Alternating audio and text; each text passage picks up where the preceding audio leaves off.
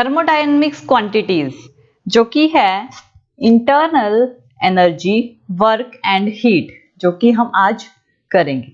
तो चलिए स्टार्ट करते हैं। सबसे पहले हम करेंगे इंटरनल एनर्जी। देखिए, थर्मोडायनेमिक क्वांटिटीज में इंटरनल एनर्जी, वर्क और हीट को छोड़कर और भी क्वांटिटीज आती हैं, जैसे कि एंथैल्पी, एंट्रोपी, फ्री एनर्जी, इसके अलावा भी होती हैं। तो लेकिन आज हम 3 ही करेंगे। ये है सबसे पहले इंटरनल एनर्जी। इंटरनल एनर्जी क्या होती है? देखिए, इंटरनल एनर्जी की बात करें तो इंटरनल एनर्जी जो कि किसी भी सब्सटेंस में या फिर सिस्टम में स्टोर होती है, वो होती है उसकी इंटरनल एनर्जी, यानी उसके अंदर की एनर्जी। कौन कौन सी एनर्जी होती है? जैसे कि जब प्रोसेस होता है, कुछ इवोल्यूशन भी होती है एनर्जीज की, कुछ एब्जॉर्प्शन भी होती है, यानी कुछ एनर्जी निकलती भी है, एब्जॉर्ब भी होती है। अलग अलग प्रोसेस में अलग अलग फॉर्म्स होती हैं, अलग अलग तरीके से एनर्जी का यूज होता है। तो अलग अलग टेम्परेचर पे, कंडीशंस कौन सी होती हैं? टेम्परेचर की, प्रेशर की, ये सब, वॉल्यूम की, कंप्रेसिबिलिटी की, ये सब कंडीशंस होती हैं। तो देखिए, अलग अलग तरह की एनर्जीज होती हैं, जैसे कि electronic energy, nuclear energy, chemical bond energy, potential energy, kinetic energy, अलग अलग तरह की एनर्जीज होती हैं। तो इसको हम रिप्रेजेंट करेंगे एक पर्टिकुलर सिंबल। जो इंटरनल एनर्जी है, इसको हम एक सिंबल से रिप्रेजेंट करते हैं। या तो उस सिंबल को यू से डिनोट कर देते हैं इंटरनल एनर्जी को, या फिर ई से रिप्रेजेंट कर देते हैं। और ये सम होती है अलग अलग एनर्जीज का। कौन कौन सी एनर्जी है? जैसे कि इलेक्ट्रॉनिक एनर्जी, ठीक है, nuclear energy, chemical bond energy, potential energy, या फिर काइनेटिक एनर्जी। अलग अलग तरह की एनर्जीज का ये सम होती है। अब इंटरनल एनर्जी चेंजेस देखते हैं क्या क्या होता है। अगर हम इंटरनल एनर्जी सिस्टम की बात करें, इंटरनल एनर्जी में 2 स्टेजेस होती हैं। एक तो होती है इनिशियल स्टेट, दूसरी होती है फाइनल स्टेट। इनिशियल स्टेट जिसको U1 से रिप्रेजेंट किया जाता है, और फाइनल स्टेज जिसे U2 से रिप्रेजेंट किया जाता है।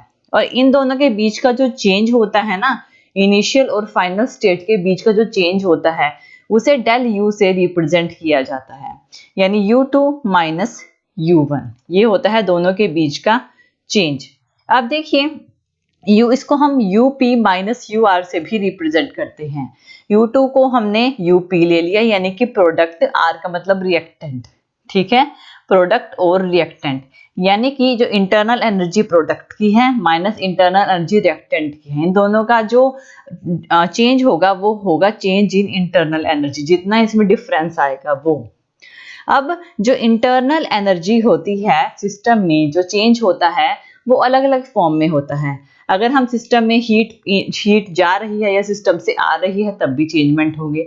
सिस्टम के थ्रू वर्क डन हो रहा है या किसी और चीज के थ्रू वर्क डन हो रहा है, इसके भी इंटरनल एनर्जी में चेंज होगा। मैटर सिस्टम में एंटर हो रहा है या सिस्टम से निकल रहा है, इससे भी इंटरनल एनर्जी में चेंजेस आते हैं। तो जो इंटरनल एनर्जी होती है, एक स्टेट फंक्शन होता है। देखिए, इंटरनल एनर्जी एक स्टेट फंक्शन होता है। क्योंकि स्टेट फंक्शन क्या होता है? स्टेट फंक्शन जब हम बात करते हैं इनिशियल और फाइनल स्टेट की, कि इनिशियल स्टेट में हमारे पास प्रोडक्ट से हमने रिएक्टेंट बना लिया, ये बस, ठीक है ना। इसमें हम बीच में क्या हुआ इस चीज से नहीं, हमने पाथ से नहीं लेना कुछ, हमने स्टेट से लेना है कि वो किसकी स्टेट पे है। तो जो इंटरनल एनर्जी है, ये एक स्टेट फंक्शन है। ये डिपेंड होता है कि सिस्टम की स्टेट कैसी है, किस स्टेट में है, यानी कंडीशन ऑफ टेम्परेचर और प्रेशर क्या है, सिर्फ कंडीशन देखता है, ठीक है। ये होता है उसका स्टेट फंक्शन। अब देखिए, इंटरनल एनर्जी में क्या होता है। अगर इंटरनल एनर्जी में हम कंसाइडर करते हैं कि हमारे पास ये सिस्टम है जिसमें कुछ अमाउंट ऑफ वाटर हमने लिया हुआ है और वो इंसुलेटेड बीकर में है, यानी उसमें से हीट बाहर नहीं जा सकती, वेपर्स बाहर नहीं जा सकते, या और हमने नहीं डाला। तो इसमें जो इंटरनल एनर्जी होगी उस टाइम पे, जब उसमें कोई भी वेपर्स सराउंडिंग से अटैच नहीं है, उसको बोलेंगे एडियाबेटिक वर्क। उस टाइम पे जो वर्क होगा उसे बोलेंगे एडियाबेटिक वर्क। अब इंटरनल एनर्जी की बात कर रहे हैं, तो इंटरनल में जो change in internal energy del U होता है, उसके साइन देखते हैं। अगर देखिए कुछ चेंजेस जो होते हैं इंटरनल एनर्जी में मैकेनिकल वर्क की तरफ से भी होते हैं, जब मैकेनिकल अगर कोई वर्क होता है, और इलेक्ट्रिक वर्क जो होता है उसके तरफ से भी कुछ ना कुछ चेंजेस आ सकते हैं। अब देखिए साइन देखते हैं, अगर U1 ज्यादा होता है U2 से, ठीक है ना, हम ऑब्जर्व करते हैं अगर U1 यानी रिएक्टेंट, U1 क्या है, रिएक्टेंट है, U2 क्या है, हमारा प्रोडक्ट है। अगर रिएक्टेंट ज्यादा है प्रोडक्ट से, उस टाइम पे एक्स्ट्रा एनर्जी प्रोसेस होती है सिस्टम के थ्रू, और इस टाइम में जो चेंज इन इंटरनल एनर्जी होती है वो नेगेटिव होती है, अगर रिएक्टेंट ज्यादा होता है इंटरनल एनर्जी में प्रोडक्ट से। और अगर दूसरी कंडीशन में अगर U2 ज्यादा होता है U1 से, तो डेल U पॉजिटिव में होगा। अब देखिए जो यूनिट होती है U और E की, वो इज इक्वल टू होती है 1 जाउल की, और 1 जाउल इज इक्वल टू होता है 10⁷ ईरा के। अब इसमें ये तो हो गई हमारी internal energy. Internal energy depend करती है क्वांटिटी में, कि सब्सटेंस की क्वांटिटी कितनी है सिस्टम में, और इंटरनल एनर्जी डिपेंड करती है कि आइडियल गैस जो है हमारी, वो फंक्शन जो वो कर रही है किस टेम्परेचर पे कर रही है, इस पे भी डिपेंड करती है। अब ये तो हो गई हमारी इंटरनल एनर्जी। नेक्स्ट है हमारा वर्क। वर्क क्या होता है, काम करना। आप कितना काम कर रहे हो, काम कैसे करते हो, एनर्जी से। आपको अपने शरीर को फोर्स देना पड़ता है तो आप काम करते हो, और आपको एनर्जी कहाँ से मिलती है, खाने से। आप खाना खाते हो, उससे आपको एनर्जी मिलती है। तो वर्क क्या हो गया, वर्क जो होता है एक वर्क करना, किसी भी पर्टिकुलर पॉइंट से अगर किसी चीज को हम फोर्स लगाते हैं, तो फोर्स लगाने से वो चीज क्या होती है, उस चीज में मूवमेंट आती है, डिस्प्लेसमेंट होती है, और जिस डायरेक्शन में आप फोर्स लगाओगे एक चीज उसी डायरेक्शन में मूव हो जाएगी। मान लीजिए एक टेबल है, आपने टेबल को फोर्स लगाया, जिस डायरेक्शन में फोर्स लगाओ टेबल उसी डायरेक्शन में जाएगा, और उस टाइम पे कुछ ना कुछ डिस्प्लेसमेंट होती है, टेबल में डिस्प्लेसमेंट होगी, वो एक जगह से दूसरी जगह पे जाएगा। तो ये होता है वर्क, ठीक है ना, इसे बोलते हैं वर्क। तो वर्क क्या होता है, फोर्स इनटू डिस्प्लेसमेंट। क्या होता है, कितना वर्क डन हुआ, जितना उस पे फोर्स जनरेट हुआ, जनरेटेड फोर्स, और कितनी उसमें डिस्प्लेसमेंट हुई, जनरेटेड डिस्प्लेसमेंट। डीएल है डिस्प्लेसमेंट, फोर्स इनटू डिस्प्लेसमेंट, ये होता है वर्क डन। दूसरा होता है हमारा इलेक्ट्रिक वर्क। इलेक्ट्रिक वर्क क्या होता है, इलेक्ट्रिक वर्क डन, कि कितनी ईएमएफ जो जनरेटेड फोर्स होगी वो ईएमएफ में होगी, जो फोर्स लगेगी ना इलेक्ट्रिसिटी में, ईएमएफ में, इलेक्ट्रोमोटिव फोर्स में लगेगी। तो इलेक्ट्रिक वर्क जो होता है ईएमएफ इनटू जो क्वांटिटी होती है इलेक्ट्रिसिटी की, कितनी क्वांटिटी है इलेक्ट्रिसिटी की, ये जो होता है ये इलेक्ट्रिकल वर्क होता है।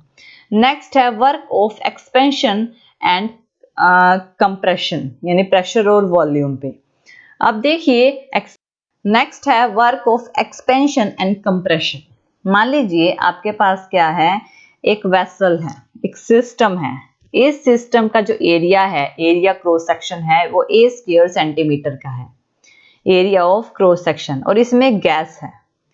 लेकिन ऊपर एक पिस्टन लगा हुआ है जो कि फ्रिक्शनलेस पिस्टन है। आप इसको ऊपर नीचे कर सकते हो, ऊपर से हमने इसे प्रेशर लगाया, लेकिन आप क्या करते हो, ये पिस्टन नीचे है फिलहाल, तो ऊपर से प्रेशर लगाएंगे तो ये पिस्टन नीचे जाएगा, और अगर प्रेशर छोड़ देंगे तो ये ऊपर जाएगा। यानी कि कितना प्रेशर लगा रहे हो ये डिपेंड करता है। अगर आप प्रेशर कम लगाते हो तो पिस्टन ऊपर की तरफ जाता है, प्रेशर बढ़ा रहे हो तो नीचे की तरफ जाता है। तो कुछ ना कुछ डिस्प्लेसमेंट हो रही है इसमें पिस्टन में, जिसको कि DL से रिप्रेजेंट करेंगे। अब इसमें एरिया ऑफ क्रॉस सेक्शन कितना है, ये है a स्क्वायर सेंटीमीटर। अब देखिए इसमें कुछ वर्क डन होगा, ठीक है। अब यहाँ पे जो प्रेशर है पिस्टन का, पिस्टन पे कितना प्रेशर लगाया है वो है कैपिटल P। प्रेशर लगा जो पिस्टन पे वो है कैपिटल P। और जो डिस्टेंस हुआ है, जो डिस्टेंस बना है गैसेस के एक्सपेंड होने, क्योंकि इसके अंदर गैस है।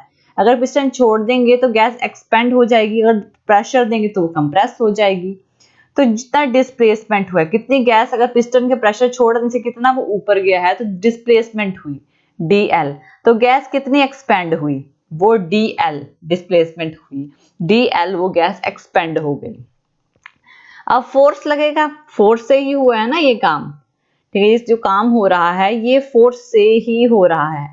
तो प्रेशर, जो फोर्स पर यूनिट एरिया है, जो फोर्स है F, वो पिस्टन पे एक फोर्स है जो पिस्टन पे एक्ट कर रही है। तो force is equal to pressure into area, यानी फोर्स लगाया है कि एक पर्टिकुलर प्रेशर और एरिया में, force is equal to pressure into area. तो जो वर्क डन हुआ है गैस पे, यानी कितना वर्क डन हुआ है, वो होता है फोर्स इनटू डिस्प्लेसमेंट, यानी F इनटू DL। और फोर्स क्या है, P इनटू A, तो प्रेशर इनटू एरिया, तो फोर्स की जगह प्रेशर इनटू एरिया पुट कर सकते हैं, pressure into area into DL displacement. ये आया है वर्क डन हुआ है, जो वर्क क्या होता है, फोर्स इनटू डिस्प्लेसमेंट, फोर्स ये है, डिस्प्लेसमेंट ये है, यानी P into A into DL। अब A इंटू DL जो है ना, ये इज इक्वल टू होता है DV के, ये क्या रिप्रेजेंट करता है कि स्मॉल इंक्रीज जो हो रही है वॉल्यूम ऑफ गैस में। अब जो स्मॉल अमाउंट ऑफ वर्क जो हमारा डन हो रहा है, small amount of work done हो रहा है, उसे डेल W से डिनोट करते हैं, जो इज इक्वल टू होगा P इंटू DV, यानी A इंटू DL DV के इज इक्वल टू है, जिस वजह से DV का इक्वल टू पुट कर दिया, तो P इंटू DV के ये इक्वल आ जाएगा। अब इसमें क्या हो रही है, गैस एक्सपेंड हो रही है इनिशियल। अब गैस एक्सपेंड हो रही है तो उसकी सबसे पहली वॉल्यूम V1 थी, और जो अगर एक्सपेंड हुई उसकी फाइनल वॉल्यूम बन गई, एक नई वॉल्यूम बन गई जो कि हो गई V2। तो टोटल वर्क डन हो रहा कितना हुआ, W इंटीग्रेट कर लिया V1 से V2 P dV, ठीक है ना, इसको W इंटीग्रेट कर लिया है V1 से V2, जितना वॉल्यूम में चेंज आ रहा है P dV। अब यहां पर मान लीजिए गैस क्या हो रही है, एक्सपेंड हो रही है, ठीक है ना, और एक्सटर्नल प्रेशर जो है, एक्सटर्नल प्रेशर हम रीराइट करेंगे, इरिवर्सल एक्सपेंशन हो रही है, तो प्रेशर को हम क्या करते हैं, बाहर ले लेते हैं, प्रेशर V1 V2 इंटीग्रेट और DV अंदर रह गया। अब V क्या है, जो V जो होता है हमारा, दो वॉल्यूम है हमारे पास, एक V2 है और एक V1 है, यानी एक इनिशियल वॉल्यूम थी, एक फाइनल वॉल्यूम थी। तो जो चेंज इन वॉल्यूम है वो कितनी है, V2 माइनस V1। तो यहाँ पे हम इसके इंटीग्रेट ओपन करेंगे तो V2 माइनस V1 आ जाएगा, P V2 माइनस V1। ये क्या है, चेंज इन वॉल्यूम, यानी चेंज इन वॉल्यूम को हम डेल V लिखेंगे, यानी P into del V, W is equal to P into del V के इक्वल आ गया है। तो ये क्या है, W में कितनी एक्सपेंशन हो रही है, हम एक्सपेंशन की बात कर रहे हैं, इसमें एक्सपेंशन हो रही है, तो W is equal to P expansion into del V के इक्वल आ जाएगा। अब देखिए जो साइन है, अब हमने क्या किया है कि P expansion, W is equal to P expansion into del V के इक्वल आता है। अब साइन देखते हैं कि जो W है उसे हम पॉजिटिव तब लेते हैं जब सिस्टम में वर्क डन होता है, यानी जब कंप्रेशन होती है तो सिस्टम में वर्क डन होता है, तो वर्क को हम पॉजिटिव में लेते हैं। जबकि वर्क को हम नेगेटिव में कब लेते हैं, जब सिस्टम के थ्रू होता है, ठीक है ना, यानी कि जब एक्सपेंशन होती है तो वर्क को नेगेटिव में लेते हैं। इसी वजह से हम यहाँ पे नेगेटिव लेंगे, W नेगेटिव P एक्स, जो हमारी एक्सपेंशन हो रही है, ठीक है ना, जो उसमें गैस एक्सपेंड हो रही है, तो इसलिए इसे नेगेटिव में, इसे हम नेगेटिव में लेंगे, W negative P expansion del V। अब ये क्या है, P एक्सपेंशन डेल V क्या है, यानी कि change in V, V2 minus V1, यानी कि V2 फाइनल वॉल्यूम है और V1 इनिशियल वॉल्यूम है, यानी final volume minus initial volume, ये रिप्रेजेंट करता है। अगर V2 ज्यादा है V1 से, यानी कि वॉल्यूम 2 ज्यादा है V1 से, तो इसे हम पॉजिटिव में लेंगे और वर्क जो होगा वो नेगेटिव में होगा। और अगर ऑपोजिट है, यानी V1 ज्यादा है, तो इसे हम नेगेटिव में लेंगे, ठीक है ना, जो हमारा वर्क होगा उसे हम क्या लेंगे, पॉजिटिव में लेंगे। इस तरह से हम इसे रिप्रेजेंट करते हैं। अब देखिए यूनिट क्या होगी W की, यूनिट को हम, जो हमारी वर्क की यूनिट होती हैं उसे एनर्जी में लेते हैं, ईरा में और जाउल्स में लेते हैं। 1 joule is equal to 1 nanometer का होता है। अब देखिए न्यूटन मीटर का होता है। अगर बात करें isothermal reversible expansion of ideal gas के लिए, यानी कि आइसोथर्मल रिवर्सेबल एक्सपेंशन, तो उसके बारे में देखिए, जो small amount of work done होता है, यानी डेल W, ठीक है ना, जो स्मॉल चेंज होता है इसको स्मॉल चेंज डेल डब्ल्यू से रिप्रेजेंट करते हैं हम, वो इज इक्वल टू होता है माइनस पी एक्स, जो हमारा एक्सपेंशन हो रही है डीवी से। और रिवर्सेबल प्रोसेस के लिए जो एक्सपेंशन हो रही है P X T is equal to P internal, ये एक्सटर्नल से हो रही है ना, एक्सटर्नल से हो रही है ये, इंटरनल से पी इंटरनल माइनस डीपी के इक्वल होगा। अब यहाँ पे पी एक्स टी की वैल्यू हम यहाँ पुट कर देंगे तो W is equal to minus P I N T minus D P और डी वी आ जाएगा। अब हमारे पास टोटल वर्क डन जो हुआ है, गैस कितनी एक्सपेंड हुई है इनिशियल से फाइनल वॉल्यूम में, उसको हम कैसे लेंगे, उसको हम रिप्रेजेंट करेंगे W, यहाँ पे क्या आया है हमारे पास dP इंटू डी, ये जो होता है ये नेग्लिजिबल होता है इसलिए इसे हम रिप्रेजेंट नहीं करते, और माइनस पी इंटरनल और dV यहाँ पे रह जाता है, ये रह जाएगा। अब गैस जो एक्सपैंड हो रही है इनिशियल वॉल्यूम V1 और फाइनल वॉल्यूम V2 है, तो W क्या है minus V1 V2 P INT dV। अब यहाँ पे again PV is equal to nRT के इक्वल होगा, तो यहाँ पे PINT इंटरनल प्रेशर जो होगा nRT अपॉन V के इक्वल है, यानी P की जगह हम ये पुट कर सकते हैं, यानी nRT अपॉन V हमने पुट कर दिया प्रेशर की जगह पे।